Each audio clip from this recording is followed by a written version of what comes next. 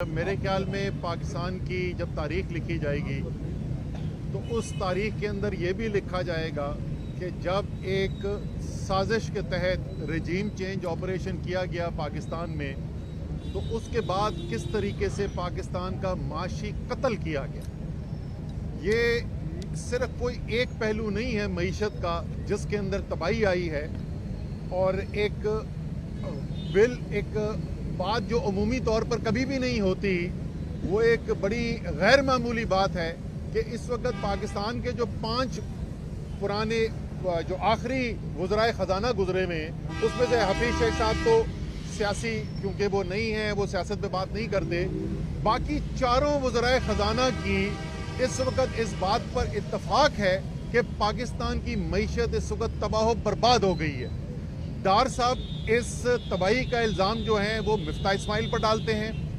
मिफ्ता इस्माइल इस तबाही का इल्ज़ाम जो है वो डार साहब पर डालते हैं, और शौकत तरीन और असद उमर इस तबाही का इल्ज़ाम जो है वो रजीम चेंज ऑपरेशन पर डालते हैं, जिसकी नतीजे में ये इम्पोर्टेड हुकूमत हम पर मुसल्लत की गई। आप कोई पहलू देख लें, पाकिस्तान की तारीख में कभी भी ऐसी महंगाई नहीं रिकॉर्ड हुई जो महंगाई इस वक्त पाकिस्तान के अवाम ने पिछले 8 महीने में देखी है। ज़रूरी अशिया की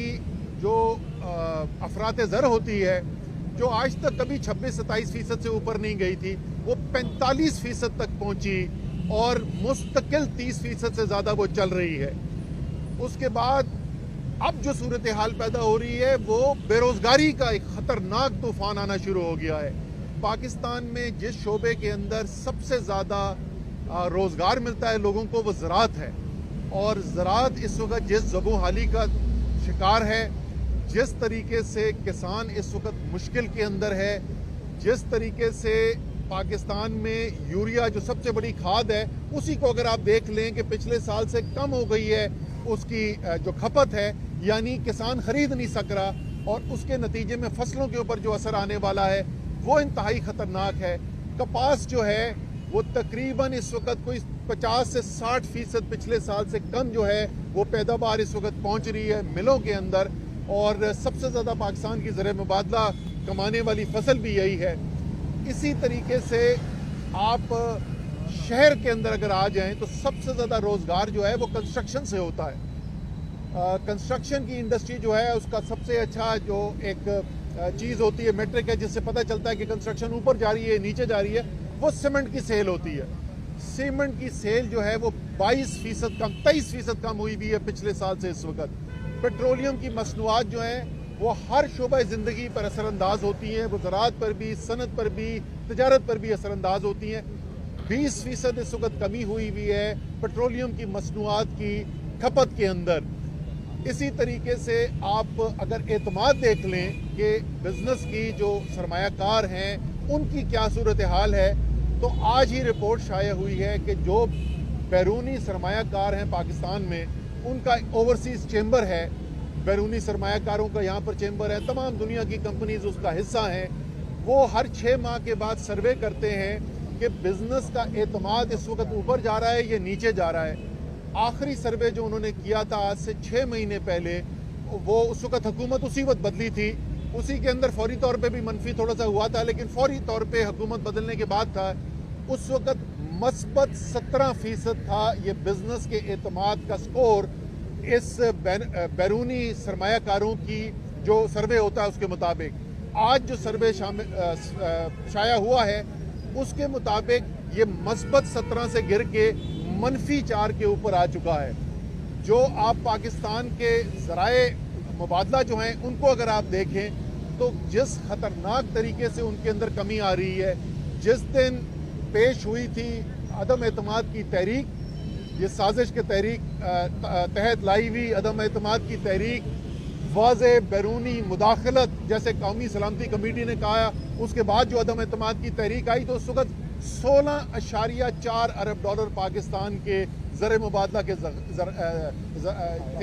ज़खायर थे स्टेट बैंक ऑफ पाकिस्तान के पास, वो $7 अरब से भी नीचे आ गए हैं। और ख़तरा ये है कि जो अगले हफ्ते के अदादो शुमार आएंगे, क्योंकि $1 अरब की सुकूक की अदायगी भी की गई है, तो ये शायद $6 अरब से भी नीचे गिर चुके हों, اور جو معیشت کے جو ماہر ہیں وہ یہ کہہ رہے ہیں کہ یہ خطرہ بھی موجود ہے کہ شاید $5 ارب تک یہ پہنچ جائیں سال ختم ہوتے ہوتے، یعنی دسمبر کے آخر تک۔ اور یہ آپ کو پتہ ہے کہ چائنا نے ہمارے پاس ڈپازٹس رکھائے ہوئے ہیں جو ہم اپنی ٹریڈ کے لیے، تجارت کے لیے استعمال نہیں کر سکتے۔ اسی طریقے سے سعودی عربیہ کا بھی $3 ارب کا جو ٹرن اوور ہوا ہے، یہ آپ پیسہ استعمال نہیں کر سکتے۔ تو آپ سمجھ لیں کہ تقریباً صورتحال وہاں پر آ گئی ہے جہاں ذخائر ہمارے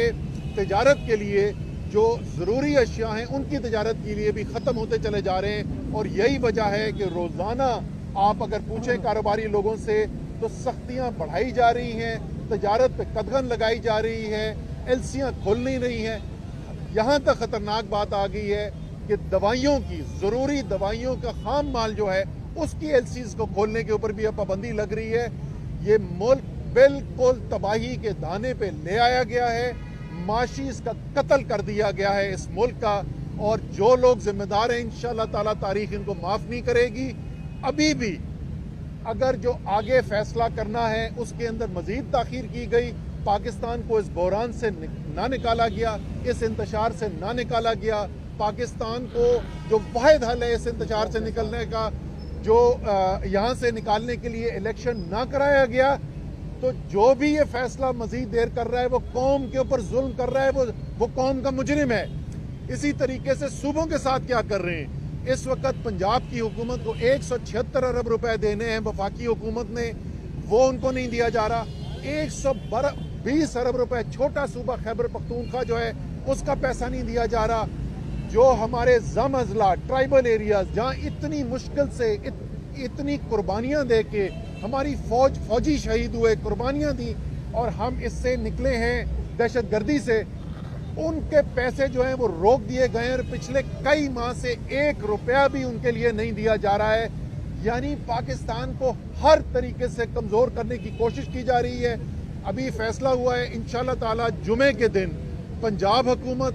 خیبر پختونخوا حکومت، گلگت بلتستان حکومت تینوں مل کر، اور الگ سے پھر آزاد کشمیر کی حکومت الگ سے، یہ چاروں حکومتیں جو ہیں یہ اسلام آباد آ کے اپنی آواز بلند کریں گی اور احتجاج کریں گی کہ